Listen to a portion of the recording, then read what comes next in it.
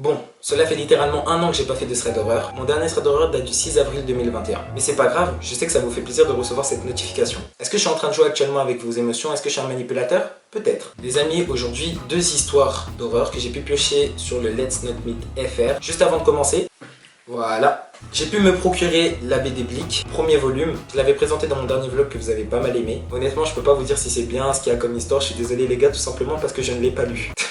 C'est une dinguerie quand même de prendre une BD et de ne pas la lire, sachant que ça fait déjà un moment que je l'ai pris. Bon, trêve de plaisanterie, j'espère que vous êtes prêts, j'espère que vous êtes bien installés avec vos potes. Je sais pas dans quelles conditions vous êtes, mais j'espère que vous êtes prêts à écouter ces 2 histoires qui vont vous faire un peu frissonner. J'espère en tout cas, donc sans plus tarder, let's go. On va commencer par la première histoire qui est celle de Simon. Simon a 14 ans et son histoire s'est passée quand il en avait 12. Il habite près de Limoges, dans un petit village de campagne, à côté de 4 maisons. Faut savoir qu'il s'entend super bien avec tous ses voisins, sauf un qui est alcoolique. Il nous précise que ce voisin est très impulsif et hargneux et que c'est le genre de voisin qui, quand tu joues au foot et que tu jettes la balle chez lui, bah, il crève la balle direct. Faut savoir que ses parents sont infirmiers et ont été donc réquisitionnés dans les hôpitaux à cause du Covid. Et petit détail qui a son importance, il a un chat. Voilà, big up à Simon, on aime les chats, c'est cute. Bref, une nuit, Simon regarde la télé vers 1 h du matin et c'est là qu'il entend des bruits assez forts comme des fracas de vaisselle et des hurlements. Simon se dirige alors vers sa fenêtre par curiosité et il s'aperçoit que c'est son voisin qui pète un plomb. Mais pendant qu'il réfléchit à comment ça allait pu se produire, c'est là qu'il entend sonner à la porte. Il ouvre donc la porte et devinez quoi, c'est la voisine de son voisin alcoolique qui lui demande si elle peut dormir chez lui car son mari a trop bu. Et que le fait d'avoir trop bu a créé chez cet homme une amnésie assez drôle car quand elle est rentrée de la soirée qu'elle a passée avec ses copines, il a cru que c'était une intrus à l'issue duquel il a commencé à tout casser et à devenir fou.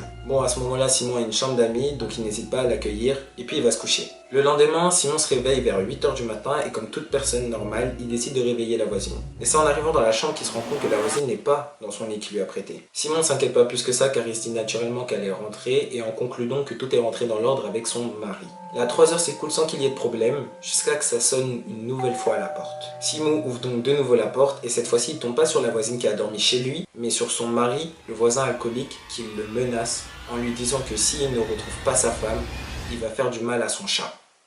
Bon, ça c'est une menace de psychopathe qu'on n'est clairement pas censé faire à un enfant. Là, Simon est en panique, je vous rappelle qu'il a 12 ans, mais Simon reprend son sang-froid et décide de tout lui expliquer en l'emmenant vers sa maison pour éviter qu'il fasse des dégâts chez lui. Il a raison. Mais c'est là que le voisin alcoolique aperçoit sa femme. Là, le voisin se met à avoir une réaction assez violente. Il va la prendre et la traîner violemment jusqu'à sa maison.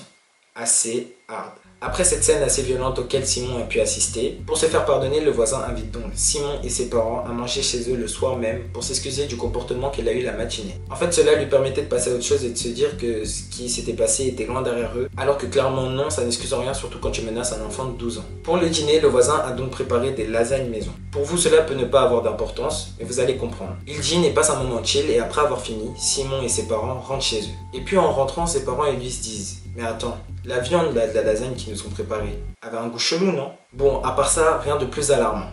Si Simon se met à vomir toute la nuit. Pas normal. Mais alors qu'est-ce qui se passe? Le lendemain, la voisine leur explique que son mari lui a confié que la viande de la lasagne était bel et bien lui qui avait tué le chat de Simon pour en cuisiner une partie et la leur faire manger. Est-ce que c'est bon pour vous?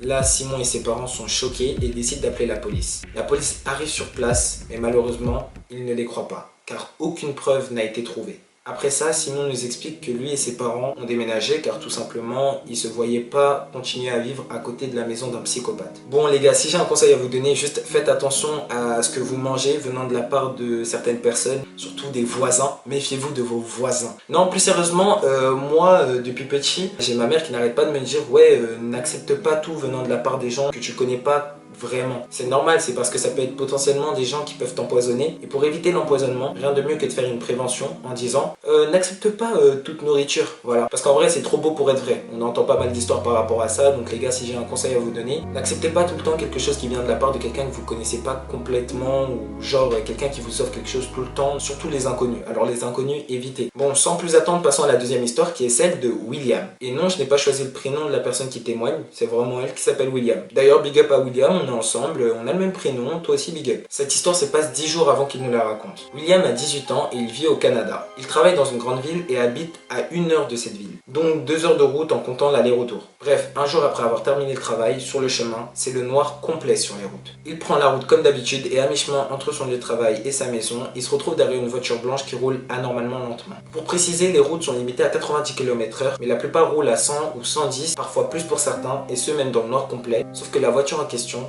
roule à 70. Mais bon, rien de suspect, n'importe qui voudrait rouler tranquillement ou s'assurer de ne pas avoir d'accident pourrait se mettre à rouler à cette vitesse. Donc sur le coup, il relativise et il se dit c'est pas grave et qu'il va attendre qu'il y ait une ligne droite pour le dépasser. Mais peu après cette réflexion, cette même voiture se met à lui faire des brake checks. En gros, la personne appuie légèrement sur les freins, juste assez pour que les feux s'allument, mais qu'il ne freine pas. Et là, William a un mauvais feeling, parce qu'en portant plus d'attention sur le véhicule, il remarque qu'il n'a aucune plaque d'immatriculation.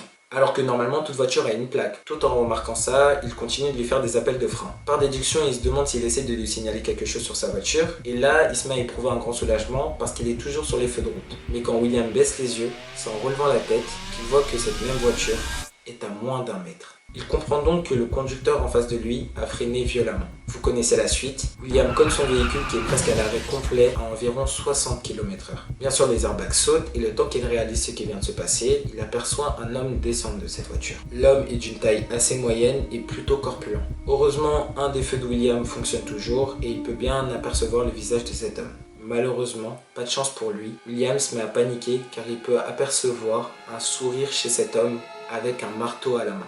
Pris de panique, il verrouille toutes ses portes manuellement, mais l'homme se met devant son véhicule et le fixe pendant de longues secondes. De longues secondes à l'issue duquel l'homme lève son marteau et éclate son seul phare avant qui fonctionne toujours. L'homme se met derrière son véhicule et enchaîne en éclatant ses 2 autres feux arrière, jusqu'à ce que l'homme retourne à sa voiture et part. William prend alors 2 secondes pour comprendre ce qui vient de se passer et ce que l'homme vient donc de faire. Il réalise que l'homme l'a rendu quasi invisible pour n'importe quelle autre voiture qui arriverait derrière lui à très haute vitesse dans l'espoir de causer un deuxième accident. Là, William est blessé, la est cassée, sa voiture est en mauvais état. En descendant de sa voiture, il se rend compte qu'il est à plusieurs heures de marche de n'importe quel village. Donc, premier réflexe, il décide d'appeler les urgences. Les policiers et ambulanciers arrivent sur les lieux et il leur explique tout. Depuis ce jour, William n'a pas eu de nouvelles de cet individu jusqu'à aujourd'hui. Mais la police a pu récolter des infos auprès de cet homme. La voiture de cet homme était bien sûr volée et l'homme en question était déjà recherché pour 2 autres histoires similaires où il a employé les mêmes méthodes. L'homme est toujours recherché jusqu'à ce jour. Bon, les gars, faites attention sur la route. Je suis désolé, moi j'ai pas encore le permis, tout ça. J'ai quand même 18 ans, il faut que je le passe, mais j'ai pas encore le permis. Donc en vrai, moi je prends des transports et tout, donc je suis pas face à ces situations. Mais en vrai, cette circonstance-là, faut faire attention, surtout que ça peut vraiment vous arriver. Alors je suis désolé de vous avoir raconté une histoire qui peut potentiellement vous rendre parano. Mais vraiment, si vous voyez qu'il y a une voiture qui roule anormalement lentement, vous devez vous méfier un peu, vous dire est-ce que je roule devant lui, est-ce que je fais demi-tour, qu'est-ce que je fais? Non, blague à part. Est-ce que je suis vraiment en train de vous donner des conseils alors que moi-même je conduis pas? C'est vraiment culotté de ouf. Bon les amis, c'est la fin de ces 2 histoires. J'espère que ça va plus vous sensibiliser à ne pas faire confiance aux gens qui sont un peu chelous. Voilà, on va pas se mentir parce que c'est des situations qui arrivent très souvent. C'est très récurrent ce genre de situations. Moi personnellement, j'ai jamais vraiment fait face aux 2 situations, mais ça pourrait m'arriver. Donc vraiment faites attention. Bon là, je vous mens pas que ma batterie est épuisée. Je vais pouvoir me lire ma BD Blick. C'est sur ça que je vous fais de gros bisous. Et j'ai rien à vous dire. Parce que là, je suis vraiment cringe. Bon allez, bisous les refs, prenez soin de vous. Ciao tout le monde.